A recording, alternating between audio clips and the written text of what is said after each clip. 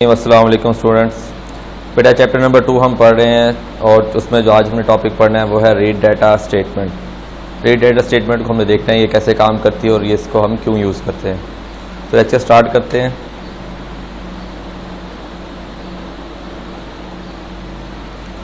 This statement is used to store the numeric and string constants that are accessed by the read statement.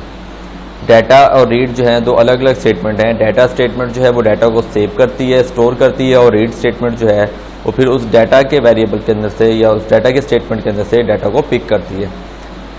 Access by the read statement specified somewhere in the program, जो कि read statement जो है वो programme में कहीं पे भी specify की जा सकती है। ये बेसिकली दो अलग अलग स्टेटमेंट्स हैं जो कि अलग अलग लाइन्स पे स्पेसिफाई की जाती हैं। इसकी एग्जाम्पल हम देखेंगे तो आपको और बेहतर तरीके से समझ आ जाएगा। इंटरप्रिटेशन क्या है? कॉन्स्टेंट्स में भी एनी स्ट्रिंग्स और न्यूमेरिक कॉन्स्टेंट्स।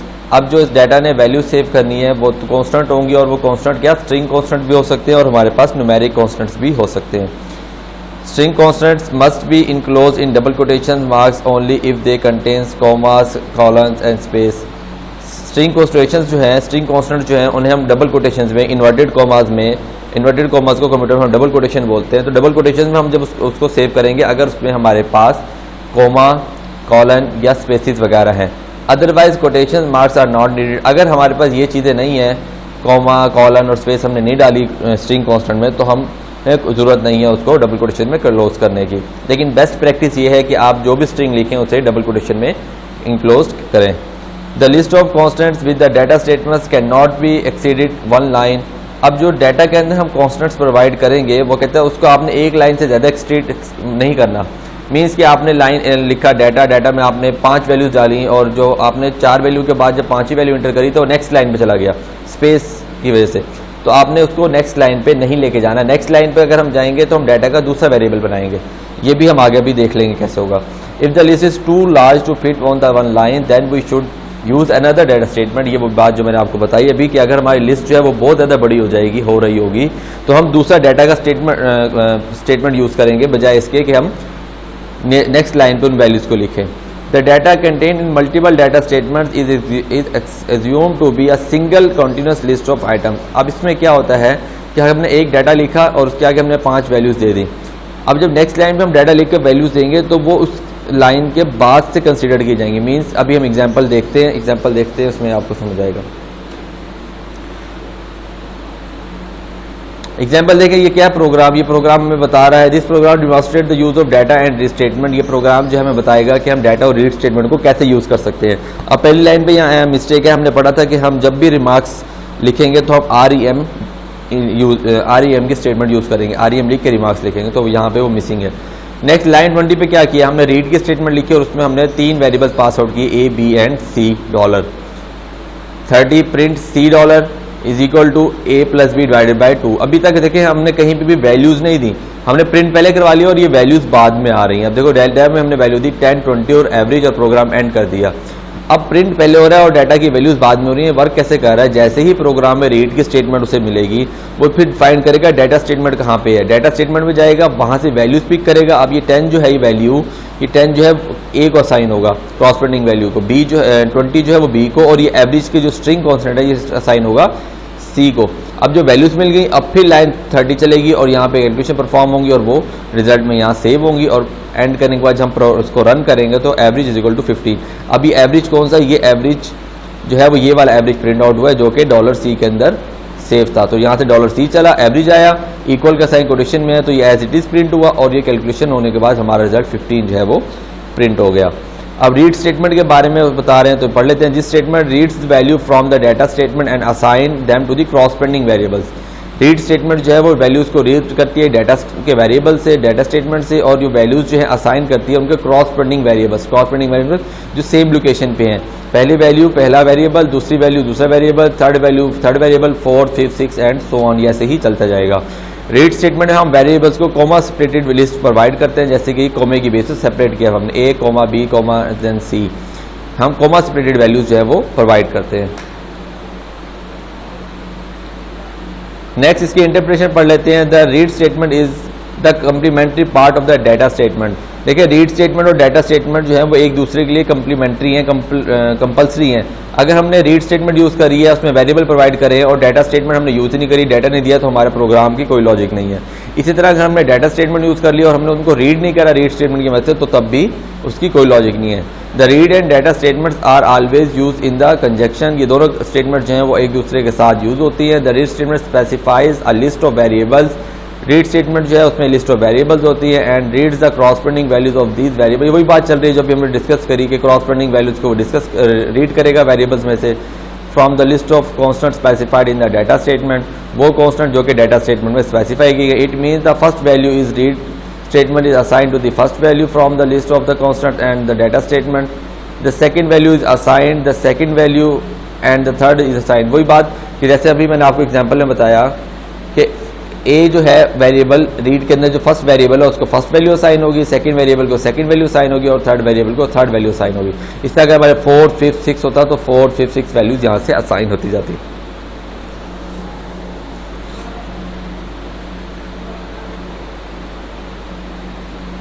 अब नेक्स्ट है हमारे पास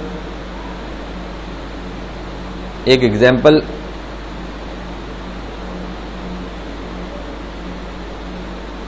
उसको पहले हम देख लेते हैं। अभी देखें ये एग्जाम्पल हमें क्या बता रही है। In this program one read statement reads the data from two data statements. कि इस प्रोग्राम में क्या होगा कि हम रीड स्टेटमेंट एक यूज़ कर रहे हैं लेकिन डाटा की हम दो स्टेटमेंट यूज़ करेंगे। जैसे हमने पहली स्लाइड में पढ़ा था कि अगर हमारे पास वैल्यूज़ जो है वो एक्सीड कर रही हो, ज़्यादा हो रही हो, तो हम डाटा की दो स्टेटमेंट्स को यूज़ कर सकते हैं। This program calculate the parameter of pentagon where ABCDE। ठीक है, ये क्या करेगा, पैरामीटर कैलकुलेट करेगा पेंटागन के और जिनके वैल्यूज ABCDE हैं और are the length of the side of pentagon, जो कि पेंटागन की साइड की लेंथ है। ठीक है, अब ये क्या हो रहा है, देखिए हमारे पास रीड का हमने वेरिएबल हमने स्टेटमेंट यूज़ करी, उसमें ABCDE और P वेरिएबल्स ले लिए। पैरामीटर्स हमने ABC कैलकुलेट करके उसको ऐड करवा के एक पैरामीटर के वेरिएबल में सेव कर लिया और रिजल्ट को प्रिंट करवा लिया। अब ये देखें ये डाटा की स्टेटमेंट यूज़ हो रही है। अब यहाँ पे हमारे पास यहाँ पे कितने वेरिएबल्स हैं, 1, 2, 3, 4, 5 वेरिएबल्स हैं जो कि वैल्यूज असाइन करेंगे। तो हमने डाटा में 1, 2, 3 वैल्यूज असाइन करी। अभी क्या होगा, A को जो वैल्यू असाइन होगी वो 12 होगी, B को जो है वो 18, C को 24। अब जब D की वैल्यू है तो वो 18, इट मीन्स कि ये 1, 2, 3, 4 आएगा यहाँ पे और 5 ये 6। इसके बाद अगर हम डाटा और लगा लें तो फिर 7, 8, 9 मीन्स कि एक दफ़ा डाटा की वैल्यू हमें स्टेटमेंट स्टार्ट होगी तो वो 1 से स्टार्ट होगी। उसके बाद जितनी भी डाटा स्टेटमेंट आती जाएंगी वो कंटिन्यूसली वैल्यू असाइन होती जाएंगी।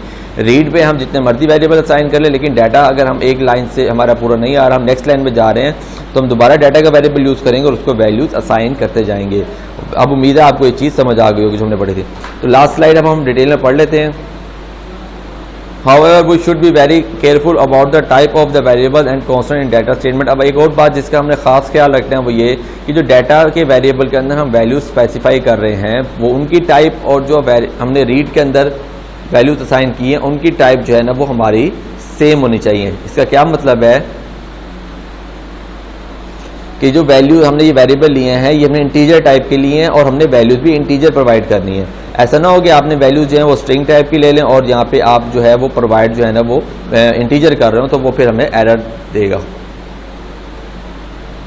That is, a numeric variable must be assigned a numeric value and the string variable must be assigned the string value. If program tries to assign the string value to a numeric variable or vice versa, the type mismatch error will occur। कि हम numeric variable को numeric values assign करेंगे, string variables को string values assign करेंगे। अगर programme जो है वो कोशिश करता है न्यूमेरिक वेरिएबल को स्ट्रिंग वैल्यूज असाइन करने की तो हमारे पास एक एरर आएगा, वो क्या आएगा, टाइप मिसमैच एरर हमें अकर होगा। A read statement may read value from the several data statement if there are more variables in read statement than the number of the continuous in data statement। ये वही बात जो अभी हमने देखा कि रीड स्टेटमेंट जो है वो मल्टीपल डाटा स्टेटमेंट से वैल्यूज को एक्सेस कर सकता है। अगर हमारे पास डाटा स्टेटमेंट एक लाइन में पूरा नहीं आ रहा डाटा तो हम उन्हें मल्टीपल वैल्यूज में डिवाइड कर सकते हैं। सिमिलरली सेवरल डाटा स्टेटमेंट्स में read value from the data one data statement. इसी तरह हम मल्टीपल रीड की स्टेटमेंट भी लगा सकते हैं, मतलब कि रीड हमने 2 लगा ली और डाटा की स्टेटमेंट हमने 1 लगाई तो वो वहाँ से भी यूज़ कर लेगा, वैल्यूज़ को गेट कर लेगा। If the number of variable in the list variable exceed the number of elements in the data statement. फर्ज करें कि आपने रीड के अंदर 4 वेरिएबल असाइन किए और आपने डाटास के अंदर वैल्यू जो है ना वो 5 असाइन की हुई है। वो कहता है if the number of variable in the list variable exceed the number of elements of the data क्या हमारे पास वेरिएबल्स ज़्यादा हैं और डाटा हमने कम प्रोवाइड किया है, and out of data message occur. अब इसका क्या मतलब है, इसका एग्जांपल से दोबारा देख लेते हैं।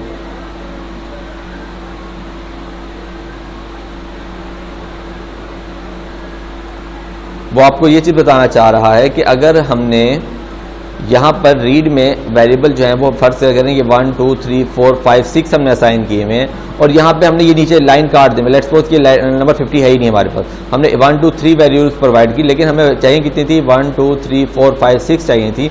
अगर ऐसी सिचुएशन बनेगी तो वो हमें एरर देगा, और वो एरर क्या देगा आपको कि डाटा मिसमैच का एरर देगा हमें,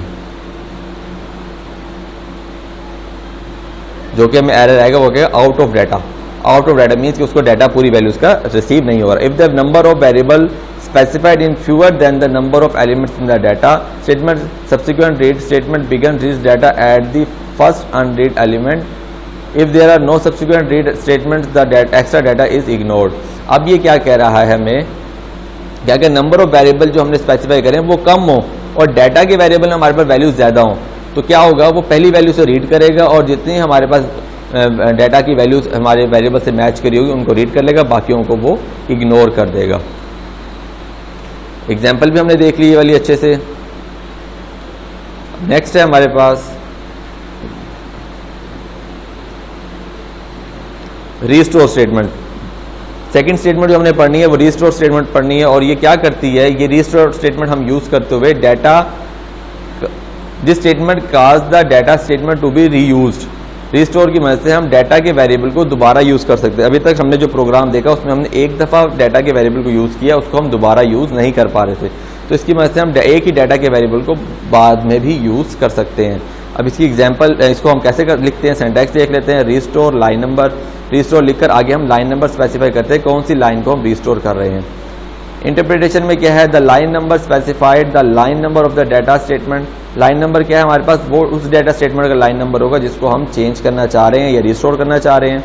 विच has to be read again, जिसको हमें दोबारा रीड करना है। The next read statement reads the first item in the specific data statement, कि वो क्या करेगा कि नेक्स्ट जो रीड स्टेटमेंट आएगी वो क्या करेगी, जो हमारी पहली ही डाटा स्टेटमेंट है उसके फर्स्ट आइटम को वो रीड करेगी। We can omit line number if so the next read statement reads the first item in the first data statement, कि हम लाइन नंबर को ओमिट भी कर सकते हैं अगर हमारी नेक्स्ट स्टेटमेंट रीड जो है वो डाटा के फर्स्ट एलिमेंट को वो रीड कर रही है। तो इसको आप प्रोग्राम देख लेते हैं, आपको बहुत बेहतर तरीके से समझ आ जाएगा। एग्जाम्पल में क्या है हमारे पास, रीड ABC और लाइन 20 पे हमने लिखा रीस्टोर। अब यहाँ भी मिस्टेक है, रीस्टोर हम कौन सी लाइन कर रहे हैं, यहाँ लाइन नहीं लिखा उसने, क्योंकि हमने यहाँ पढ़ा था रीस्टोर और लाइन नंबर हम यहाँ स्पेसिफाई करेंगे। तो नेक्स्ट स्लाइड में है हमारे पास एग्जाम्पल इसकी रिमेनिंग। अब वो क्या कर रहा है, रीस्टोर कर रहा है लाइन नंबर 70। तो आप अपने बुक्स पे लिख लीजिएगा यहाँ पे restore line 70। Read XYZ, print ABC, print XYZ और डाटा देखें। अब ये डाटा प्रोवाइड कर रहा है। अब दो रीड के स्टेटमेंट हमारे पास, रीड एक ये लगा हुआ है हमारे पास रीड, और रीड की एक स्टेटमेंट है, डाटा की दो स्टेटमेंट्स हैं हमारे पास, लेकिन हमने उससे पहले लाइन नंबर 70 को रीस्टोर कर लिया। अब रीड XYZ जब हमने किया है तो क्या हुआ हमारे पास रिजल्ट 10 20 30, क्योंकि रीड ने क्या किया, यहाँ पर आकर पहले वाले रीड ने, इस वाले रीड ने, रीड ABC ने क्या किया, इस रीड ने पहली डाटा की स्टेटमेंट से हमारी वैल्यूज हैं 10 20 30 10 20 30। अब जब दोबारा रीड की स्टेटमेंट आई XYZ तो हमने पढ़ा था कि ये वैल्यू कहाँ से पिक करेगी, उसके बाद फर्दर जो 40 50 एंड 60 पिक करना चाहिए था, लेकिन उसने क्या किया 10 20 30। क्यों, क्योंकि हमने यहाँ पर रीस्टोर लगा दिया, और रीस्टोर में हमने क्या किया, लाइन रीस्टोर लाइन नंबर 70, ये लिख लीजिएगा। लाइन नंबर 70 को हमने रीस्टोर कर लिया, तो उसने दूसरी रीड स्टेटमेंट में भी डाटा जो था वो यही वाला पिक किया, इसको इग्नोर कर दिया। तो हम रीस्टोर की मदद से रीयूज कर सकते हैं डाटा के स्टेटमेंट को जिसको हमने एक दफ़ा रन कर लिया हो। It is clear from the above example that the second data statement is not read by the second read statement. इस एग्जाम्पल से ये बात वाज़ेह हो गई कि डाटा स्टेटमेंट जो है वो नहीं रीड होगी, सेकंड डाटा स्टेटमेंट जो है वो नहीं रीड होगी, किससे, सेकंड रीड स्टेटमेंट से। Rather restore set the first data statement to be read by the next read statement. तो रीस्टोर स्टेटमेंट ने क्या किया, उसने पहले ही वाली जो डाटा स्टेटमेंट थी उसी को सेट कर दिया दोबारा रीड के लिए। तो ये आपको समझ आ गया होगा बेटा, अच्छे से इसको प्रैक्टिस करें, इसको अच्छे से याद कीजिएगा और प्रोग्राम्स को भी रन करके देखिएगा। मैं कोशिश करता हूँ कि प्रैक्टिकल में आपको ये प्रोग्राम जो है ना वो रन करके मैं दिखा दूँ।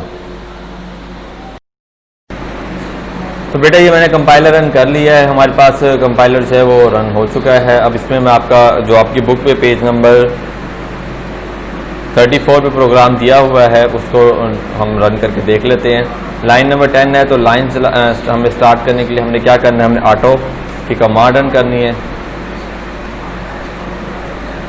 ऑटो